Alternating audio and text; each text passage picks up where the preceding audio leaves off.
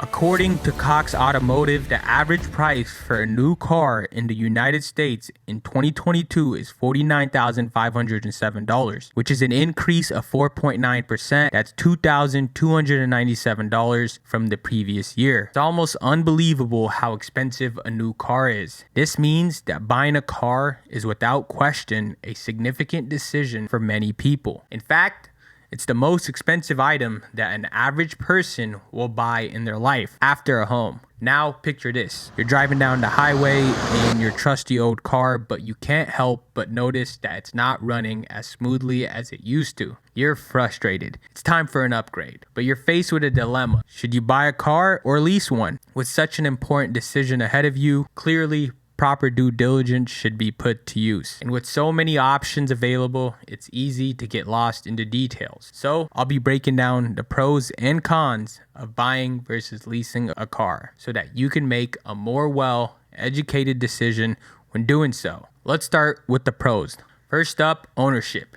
When you buy a car with cash, you own it completely, but let's say we are financing the car instead of leasing it. You will naturally get a lower interest rate, allowing you to save more money when financing. This is because lenders see financing as a more secure investment since you're looking to one day own the car compared to when you're leasing the car. And since you don't necessarily have the hopes of one day owning it, and since the title is kept with the leasing company and you are just paying them to use it, the car is clearly more riskier for the lender. A bonus to buying versus leasing a car is the equity you get to build as you pay off your car. And once completely paid off, this grows your overall assets and in turn increases your net worth, making you a little bit wealthier. Now, most vehicles, when purchased, come with a manufacturer's warranty, which usually covers 3 years or 36,000 miles, whichever comes first, and with an option to extend it. This usually varies from brand to brand and will include things like engine or transmission problems, electrical issues, and other technical problems. This is great because it allows you that peace of mind knowing that your car is covered just in case something goes wrong. Unlike leasing a car, you can put as many miles on the car and drive wherever you want without having to constantly look at the odometer, even if it's one of the longest drivable routes between 2 points, like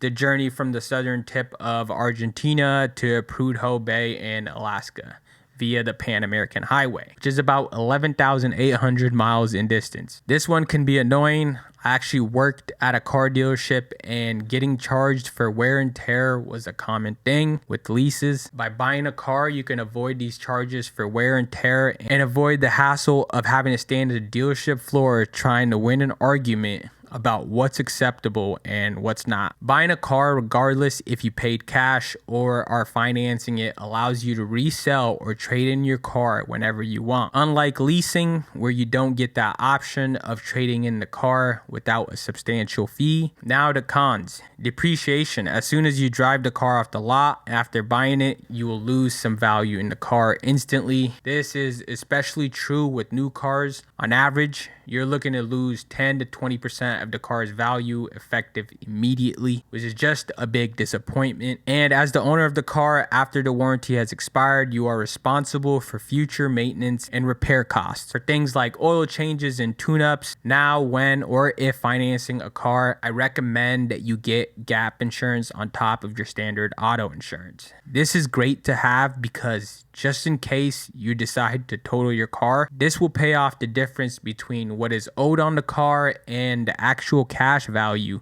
you receive from your insurance company in the event of a total loss. You'll need to come up with the full amount or a down payment when looking to buy a car. This can be in the form of cash or a trade-in. You will also pay more in sales tax depending on the state you live in, and if you decide to take out a loan, you will pay interest tax, which could easily come out to an extra couple thousands of dollars. Now, the pros of leasing a car. Lower payments. If you're trying to keep your monthly spending in check, you'll certainly be able to do so better if you lease a car. Payments are lower when leasing because you're mostly only paying for the vehicle's depreciation plus fees during the lease. No cost for maintenance while you're out on the road and enjoying your new leased car. You experience engine failure. Chances are You won't be responsible for maintenance. The car is usually covered by warranty during the lease period, which is just great and puts a big smile on your face. If something like this happens, you can just simply take it in and it will be taken care of. Another advantage of leasing a car is that you can drive a new car every couple of years,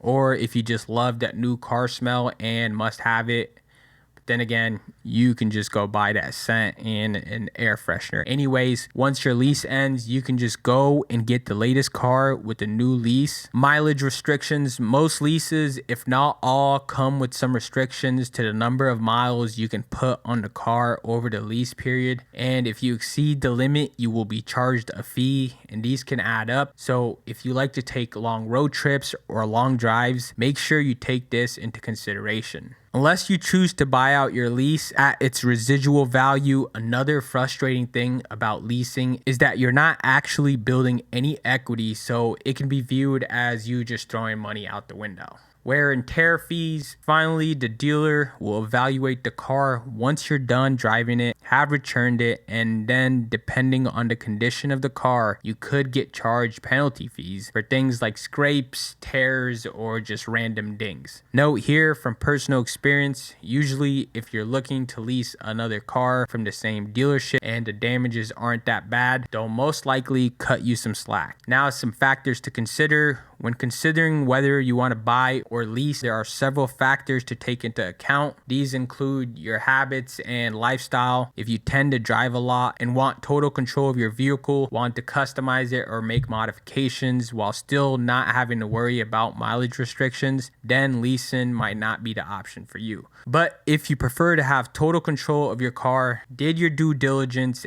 and consider the interest rates available to you, and find one that works within your budget, and most importantly, are sure that's the car you want since you plan on keeping it for the long term, then buying may be the better option for you. Tips for negotiating. Before you start, make sure you do your research, read reviews, compare prices, etc.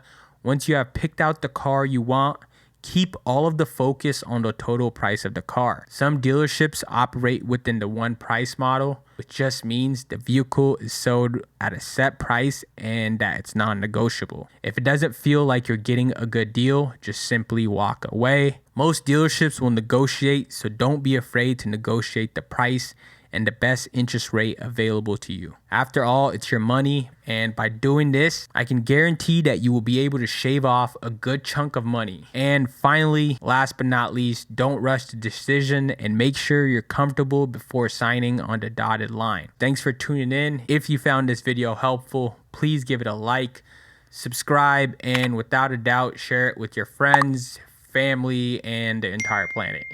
Keep it real, and I'll see you guys in the next video.